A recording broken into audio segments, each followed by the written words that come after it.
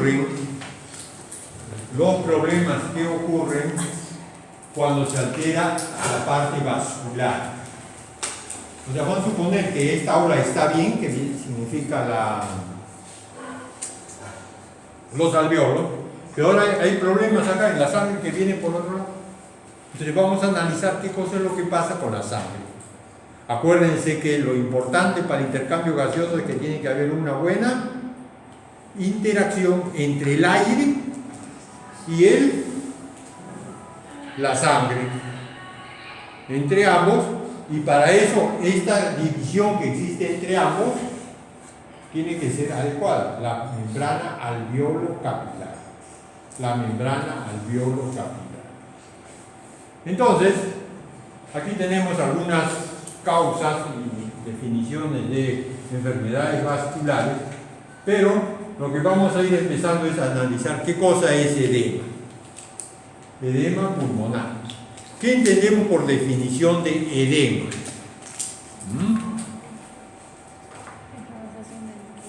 A ver, tú que también recién has venido. ¿Qué entiendes por edema? Acumulación de líquido en el espacio de intersticial. Muy bien. En el espacio, ¿cuál es tu nombre? Karen. Muy bien lo ha definido. Normalmente en el espacio intersticial, como describimos hace un momento, existe un líquido que se llama líquido intersticial. En todo sitio hay líquido intersticial.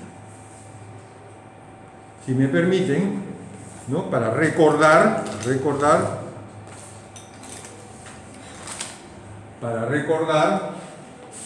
¿no? Las células, aquí tenemos una célula, cualquiera del organismo.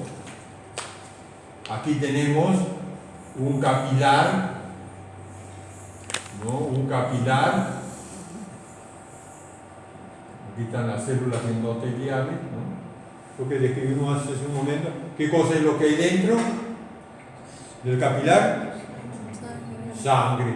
Vamos a dibujar un hematí acá, por ejemplo. Vamos a dibujar un linfo por acá, etc. Lo que hay es sangre. ¿Okay? Entonces, esta es la célula. Está delimitada por la membrana celular. Y todo lo que está dentro,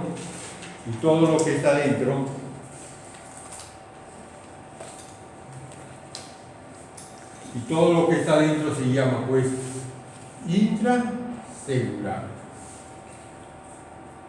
Es simple. Lo que está afuera se llamará, así de simple, extracelular. Fácil. Intracelular, extracelular. Pero el extracelular a la vez lo subdividimos en dos grandes campos. Y los dos campos a describir es este que está acá y este que está acá.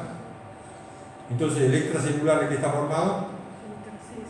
Fuerte. El líquido intersticial. Del espacio intersticial. Y el espacio intravascular. Entonces, estos dos elementos constituyen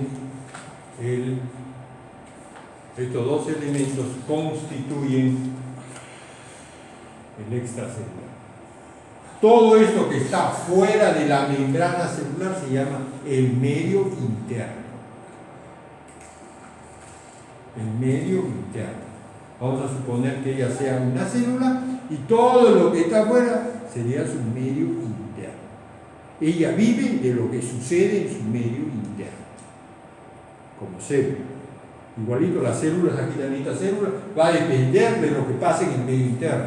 Si el medio interno le trae oxígeno, muy bien. Y si no le trae, ahí quedó. Muy bien. Entonces, cuando hablamos de edema, como bien lo ha explicado mi nombre, Karen, como muy bien lo dijo Karen, cuando en este espacio aumenta su volumen, eso se llama edema. Y como bien lo dijo ella, edema es el aumento o la acumulación de líquido en el espacio extracelular. ¿Muy bien? Entonces, si analizamos eso, entonces vamos a tener lo siguiente.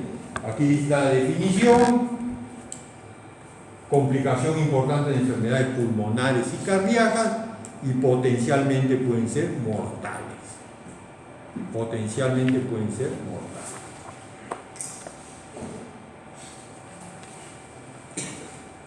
Aquí ya tenemos este esquemita que ya lo describimos hace un momento, esta gráfica, ¿no? Donde vamos a describir este mismo espacio que está acá, que viene a ser el espacio intersticial. ¿De qué esta pared? ¿Cómo se llama? De la membrana alveolo capilar. Hay un espacio intersticial que tiene, ¿qué cosa? Líquido, el espacio intersticial. Entonces, aquí ya tenemos del mismo autor, miren, está representando qué cosa es lo normal. Aquí tenemos el capilar, y aquí tenemos el espacio intersticial, y aquí está el alveolo. Ustedes quiero que vean acá, escriban bien. Aquí nos ha descrito, ustedes saben que aquí normalmente existe un movimiento de agua, de solutos, de solventes, etcétera, que hace pues para que esta célula viva. Entonces, por ejemplo, hay una presión que sale líquido acá, ¿no? La presión, hay una fuerza que hace que salga líquido hacia acá, agua con soluto. ¿Cómo se llama esta fuerza que hace que salga líquido? Presión hidrostática. Le vamos a hacer P y H así, pH, con mayúscula, no este, este es otra cosa, ¿cierto? Es otra cosa. Presión hidrostática. Pero también tiene que haber ahora una fuerza, esa fuerza que tiene que haber otra que lo regrese, porque si no se empieza a llenar líquido. Tiene que haber una presión que lo hace salir. ¿Cómo se llama esa? Presión oncótica, muy bien, PO le ponemos. Pero hay una pequeñísima cantidad de líquido que no logra sacar la presión oncótica. Entonces, esta pequeñísima cantidad, que yo lo voy a dibujar así entre líneas interrogales, va a salir por lo que está ahí, por la linfa, por la linfa, ¿no? Sale por la linfa. Entonces, cuando hay equilibrio en estos tres factores, no tenemos edema. Cuando se rompe uno de ellos, hay edema. Y edema puede ser desde que se nos hinchan los pies en las tardes, en las noches, hasta el edema puede ser que cuando te pica una pulga o un zancudo, se te forma una roncha también por edema, etc. Y específicamente en lo que estamos hablando del pulmón, aquí vamos a tener un caso que se llama edema intersticial. Podría suponer un poco redundante, pero aquí edema porque está referido al intersticio específicamente. Y como pueden ver ustedes, hay un aumento, un engrosamiento del espacio. Aquí se ve mejor, miren cómo es acá. Delgadito nomás, y mira aquí más grueso, está hinchado. Y la linfa que salía poco, ahora miren cómo sale en línea continua. ¿Por qué este esquema? Para defenderlo de qué? Si esto se llama edema intersticial, este es para diferenciarlo de qué? Del edema cuando el líquido ya se mete al alveolo. O sea, que no solamente el líquido ha anchado esta pared, ¿no? Sino además el líquido se ha pasado por acá. Entonces aquí en vez de aire, ¿qué cosa hay ahora? El líquido. ¿Y si hay líquido, puede haber aire? No. ¿Y si aquí hay líquido, el mismo líquido de acá, va a haber intercambio? Obviamente que no. Obviamente que no va a haber. Entonces miren lo que está dando el ejemplo aquí el autor, es esta gráfica que miren el líquido aparece ahí. ¿Está claro? Entonces, edema intersticial, atención, cuando solamente nos suscribimos al espacio intersticial. Flujo aumentado, incurgitación perivascular, que es lo que está acá, peribronquial, ensanchamiento del intersticio. El líquido atraviesa la membrana alveolo capilar. Inclusive puede haber hasta hematíes. ¿Y qué pasa cuando el líquido se acumula acá? Y hay hematíes, el paciente tose, porque tú es que si no hay aire en todo el sistema, todo lo que extra hay que botarlo, empieza a toser. Entonces bota un líquido espumoso y a veces rosado. ¿Por qué espumoso? Porque lo que está botando es plasma, lo que se pasa ahí es plasma. ¿Y el plasma qué cosa tiene? Albúmina. Y la albúmina es como el huevo, la clara del huevo, cuando usted lo bate, sale por lo que ustedes conocen. Se espuma. Y así cuando todo se bota en un líquido blanco, espuma. Y hay veces rosado cuando iba a pasar matando los glóbulos rojos. Bueno, ahora miramos el mismo ejemplo, el mismo esquema que he cambiado esto de acá nomás. Y entonces, aquí va a haber ahora unas descripciones adicionales. Flujo linfático aumentado, ya lo describimos. Manguito P, bronquial y P. Esto no tengo una radiografía de esto. Y poco efecto en la función pulmonar. Eso es lo que recuerdo. Poco efecto en la función pulmonar. En cambio, el otro no. Disnea severa y octornea. ¿Qué significa disnea severa? ¿Entiendes qué cosa es disnea? ¿Te acuerdas qué es disnea? Claro, la dificultad para respirar o la sensación de falta de aire. Doctor, me falta aire, no puedo respirar. Dice, severa. ¿Qué sigue? ¿Qué cosa es ortopnea? ¿Tú sabes qué cosa es ortopnea? Ortopnea, yo lo conozco como ortopnea.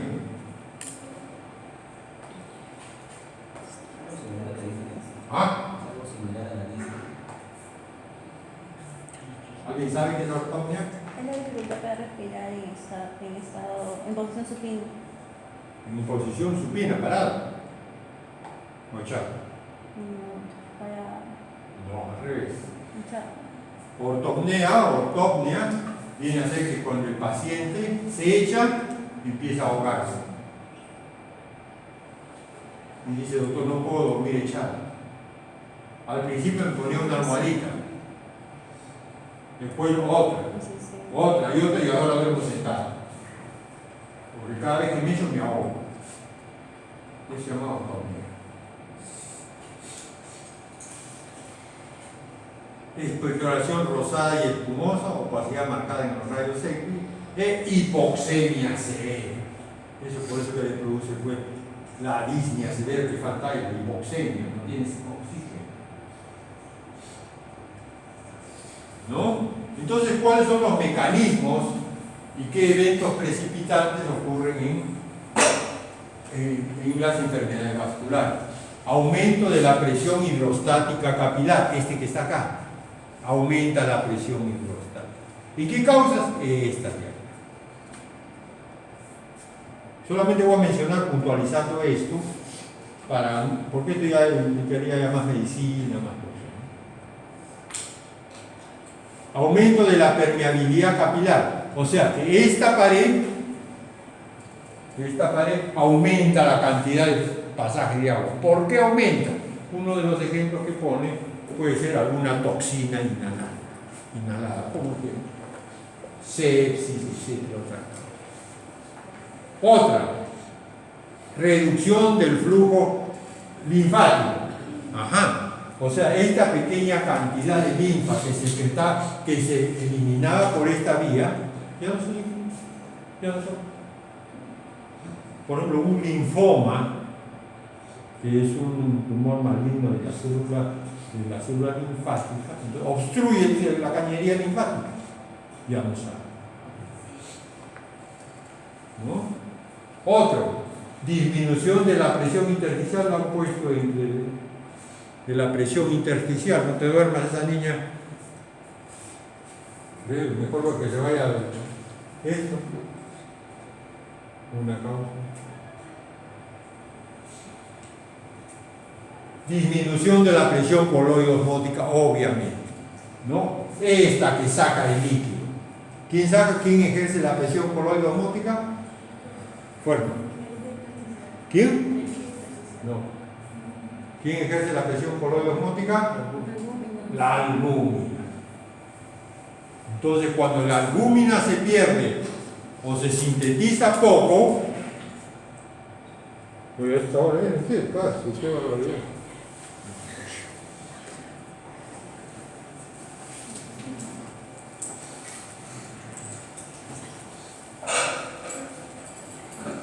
Se pierde albúmina o hay poca síntesis de albúmina, entonces ocurre este problema.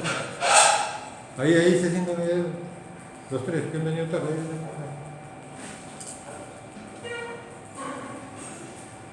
Y alguna geotología cierta y cierta que está aquí, etc. Muy bien, aquí también tenemos esta gráfica. Aquí adelante. Ahí tienes esto, miren.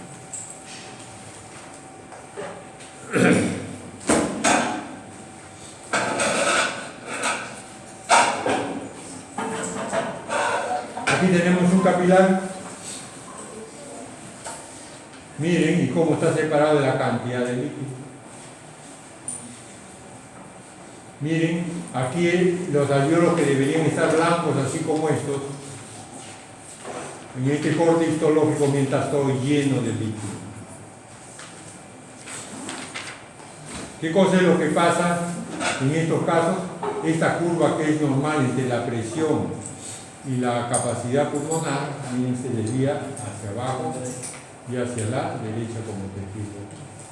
El edema pulmonar se caracteriza entonces distensibilidad pulmonar disminuida, la cantidad de agua que llena el espacio intersticial hace que ya no se distienda muy bien el pulmón. Desplazamiento de la curva de presión abajo y a la derecha, como vimos acá. Aquí se desplazó así. Aumento de la resistencia en las vías aéreas en caso de que el líquido en las vías aéreas aumente. Y puede haber hasta broncoconstricción, o sea, ¿ven todo cómo se va complicando? Si hay broncoconstricción, ahí ya se complicó con un proceso obstructivo que habíamos descrito, ya sea por irritación o por manguito peribronquial. ¿Qué pasa con el intercambio gaseoso? Ya se alteró. Todas las causas que lleven a alteración del intercambio gaseoso ya produce acumulación de CO2 o baja de oxígeno al otro lado. Y eso es lo que nos molesta. Mientras la cantidad de oxígeno y CO2 en la sangre no se altere, todo va bien. Pero todo es que se altera eso, ya empezaron los problemas. Por ejemplo, habíamos dicho en el intercambio gaseoso, en el edema intersticial, habíamos dicho que no se siente mucho, no hay hipoxemia. En el edema alveolar, cuando ya en el alveolo se metió líquido, la hipoxemia es por alteración de la ventilación o la perfusión, ¿no? Por ejemplo, en el infarto agudo del miocardio, un problema. El PCO2 puede estar normal o bajo dependiendo del grado de hiperventilación. Entonces aquí ya en el edema pulmonar ocurren diferentes combinaciones de gases dependiendo de lo que esté sucediendo. ¿No? Lo importante es que tenemos que entender que este edema, pues estos líquidos alteran el intercambio gaseoso, ¿no? Aquí tenemos, ¿ven? Espacio perivascular o peribronquial, y aquí miren cómo se engruesa por el edema. Y con disminución de la luz. Disminución de la luz. Aquí tenemos un caso de edema por gran, o sea, a la altura, por subir a la altura. Ese es un caso, el edema. ¿Qué otro caso altera el problema vascular? O sea, esto que viene por acá, la sangre. ¿Qué otra cosa? Algo que tape y que no venga sangre. Lo mismo que acá. Estamos acostumbrados a que vaya sangre acá, intercambia gases, etc. Y la sangre sigue pasando, llevando oxígeno y dejando el CO2. Hubo un corcho que tapó ahí, ya no hay sangre.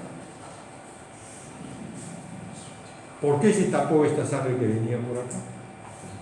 Nosotros lo llamamos embolia pulmonar. ¿Qué cosa es un émbolo? Vamos a suponer que yo agarro y me pongo aquí en la vena, me pongo una inyección de aire. ese aire va a actuar como un émbolo, aire. Viene por acá y se va al pulmón, ¡plac!, tapa una arteria. Pues una arteria grande o pequeña, pero todo esa lo tapó, el émbolo. Aire. Pero puede ser un coágulo.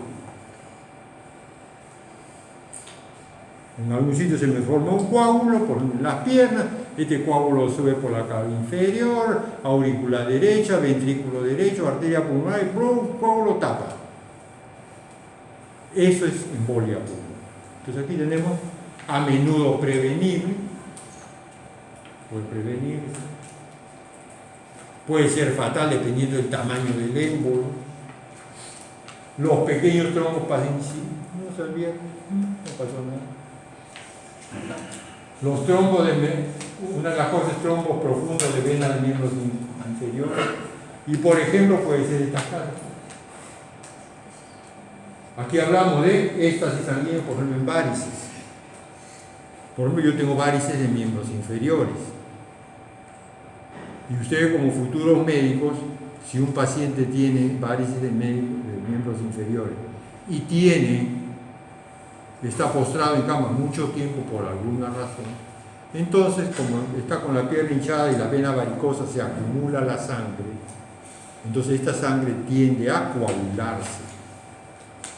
Un coágulo. Y ese coágulo, cuando se desprende, obviamente va a viajar y llega a tapar una arteria. Entonces, ¿qué cosa debe hacer la enfermera o el enfermero? Lo que tiene que hacer es vendar la pierna para evitar que se forme coágulo. Entonces, más aún si tiene varices, para que toda la sangre o un mínimo de sangre venga por las venas superficiales y la mayor parte de ella vaya por las venas profundas. Entonces no ocurra eso. Aquí tenemos éxtasis venoso con una casa de alteraciones de coagulación de la sangre, cuando la sangre se vuelve hipercoagulable. Hipercoagulable, por ejemplo, aquí tenemos dos ejemplos. O cuando hay alteraciones de la pared venosa que favorecen la formación de coágulos. Por ejemplo, las flebitis. ¿Qué cosa es flebitis? Itis, ¿qué cosa es? ¿Inflamación de quién? De las venas. Flebitis, inflamación de venas. Todo eso favorece la formación de coágulos.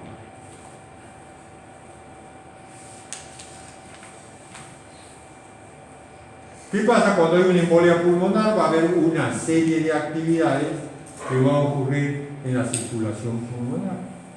Va a haber primero una vasoconstricción activa inicialmente. Si es grande la obstrucción, puede haber hipertensión diastólica final, arritmia cardíaca, insuficiencia de la tricuspide. Puede haber edema pulmonar, pero esta hipertensión va a ir cediendo a medida que se resuelve el trombo, ¿no? Ya sea el trombo gaseoso o el trombo del coágulo. Acuérdense que nosotros tenemos un sistema que te disuelve los coágulos, ¿o no? ¿Sí puede? El sistema cuarto del proceso de hemostasia, que se llama trombo, que liquida los trombos. ¿No? ¿Cómo se llama? Trombo.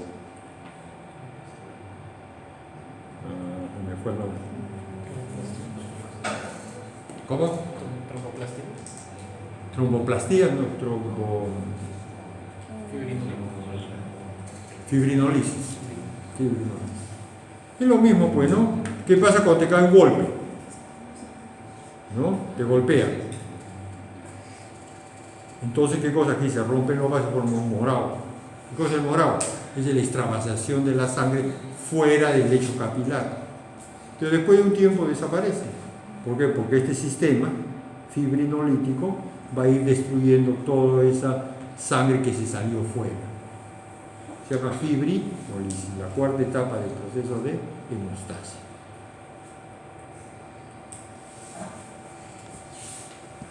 La hipertensión cede a medida que se va resolviendo. Obviamente, si se atrapó esto y después poco a poco el tapón se va reduciendo, ¿no es cierto? Hasta que desaparece, ya la sangre empieza a circular normal.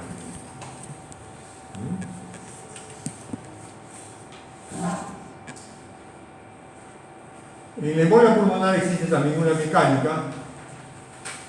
La ventilación pulmonar se reduce por disminución del PCO2. ¿Y por qué? Por broncoconstricción. Reducción de la ventilación innecesaria y por ende espacio muerto fisiológico. Ventilación innecesaria. Edema hemorrágico y atelectasia, ¿no? Y en el ser humano generalmente la obstrucción es parcial. En la embolia pulmonar, el intercambio gaseoso, la hipoxemia puede ser sin intercambio, o sea que el PCO puede mantenerse normal o bajo dependiente de la ventilación. La disminución de la difusión, que es la difusión, el gas que aparece entre uno y otro lado, ¿no? En las regiones con flujo elevado, y también una alteración de la relación ventilación-perfusión, lo que les dije. Entonces, si se obstruye esto, hay alteración de la relación ventilación-perfusión. Aquí tenemos un test, miren, para ver cuando ustedes aire con xenón 133, miren cómo el aire se distribuye bien, tanto en el derecho como en el izquierdo. Ahora ponemos albúmina marcada por tecnesio 99 y lo inyectamos en la persona. Entonces, miren, el pulmón derecho está bien, pero el izquierdo por lo menos le falta la punta esta de este lado. Aquí de repente le puede faltar un poquito, lo que pasa es que de repente tiene un corazón un poco grande, entonces está bien. Pero aquí sí definitivamente le falta esta punta, porque a ese sitio no entra aire. Bueno, y ahí sí, aquí sí podemos descansar un rato para descansar. ¿De qué depende si nosotros somos células? ¿De qué depende que tengamos una oxigenación adecuada? Vamos a analizar. Nosotros somos células de un tejido y ¿de qué depende que recibamos buen oxígeno nuevamente? Primeramente que la sangre, la que está por ahí, que nos va a dejar oxígeno, tenga adecuadamente oxigenada. Lo más obvio, ¿no? Porque si la sangre que nos va a dejar oxígeno no tiene oxígeno, que te va a dejar.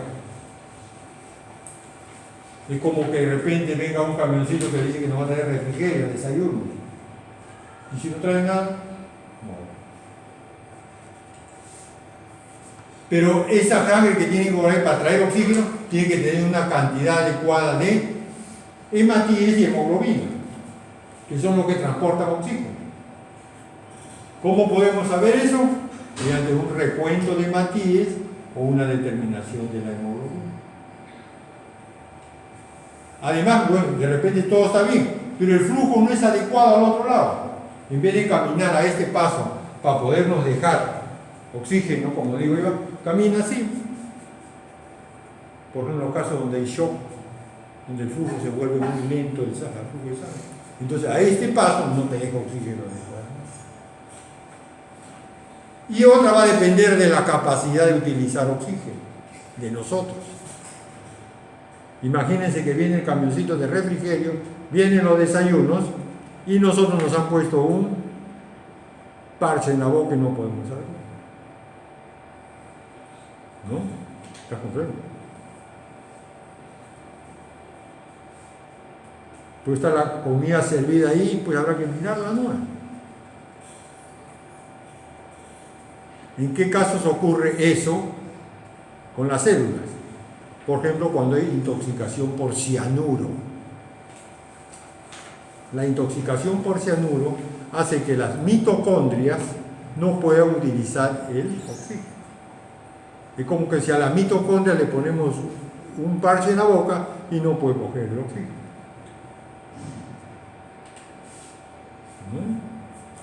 Muy bien, entonces nuestra oxigenación como célula va a depender de cómo venga esto de acá a la sangre. Ahora, ¿la sangre de qué va a depender de que tú estés adecuadamente oxigenada?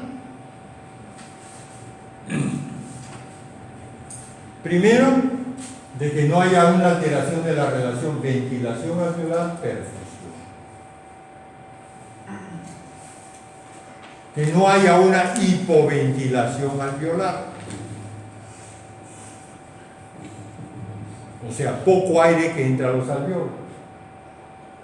Esta pared, bloqueo alveolo capilar, esta pared no deja pasar oxígeno.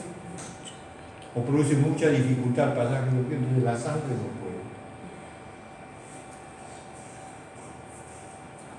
¿Y qué significa cortocircuito de derecha a izquierda? Que la sangre no pase por los pulmones. O si pasa, o la sangre puede estar pasando bien, pero si esto está lleno de pus, de otra cosa, de líquido, ya no intercambia. Eso se llama cortocircuito. Ahí sería un cortocircuito pulmonar. Y cortocircuito cardíaco es, por ejemplo, cuando estamos, como estudiamos el año pasado, cuando estudiamos en fisiología, cuando fuimos fetos. ¿Tú cuando fuiste feto te acuerdas cómo respirabas? ¿Cómo? Por medio del cordón umbilical. ¿Sí? Por el cordón umbilical no se respira. Se respira por la placenta. La placenta es la que sirve de aparato digestivo, aparato urinario, aparato respiratorio, endocrino, todo sirve. La placenta sirve para todo eso. Pero el cordón umbilical solamente lleva la arteria y las venas umbilicales, que es el tubo por donde pasa, por ahí no se respira. Entonces, como cuando estamos intraútero, ¿no? Te acordarás ya. Entonces, si yo ya, la sangre ya se oxigenó en la placenta y por los pulmones no hay aire, ¿para qué va a ir sangre a los pulmones? Entonces, la mayor parte de la sangre oxigenada, ¿a dónde va a parar? Tiene que desviarse del lado derecho al lado izquierdo. Acuérdense que la sangre que viene de la placenta viene por el lado derecho, por la cava inferior del feto. Cava inferior, lo normal en nosotros, ¿qué cosa es? Cava inferior, aurícula derecha, ventrículo derecho, arteria pulmonar, capilares pulmonares y regresa por las venas pulmonares y se va para el otro lado. ¿Para qué va a hacer todo este recorrido para ir por un pulmón? Si primero no hace nada. No hay aire ahí. Por gusto. Entonces hay que mandarlo de frente, de la derecha hacia la izquierda.